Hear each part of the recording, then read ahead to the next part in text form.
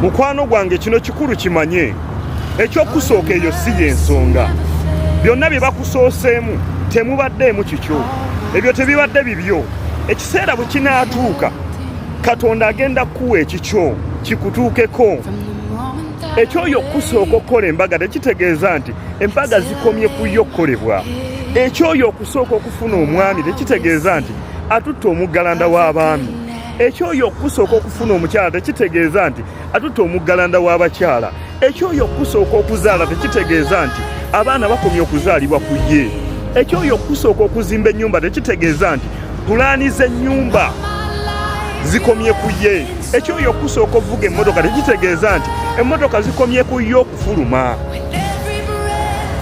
You get it? So togwamu maanyi togwamu ssuubi tokeŋŋentererwa osobola okufuna ekirungi okusinga ne ku kyoyo Katonda bw'anaaba atuusizza ekiseera kikyagenda kikuwa. Mu Bayibuli mulimu omukyala ayitibwa Kaana.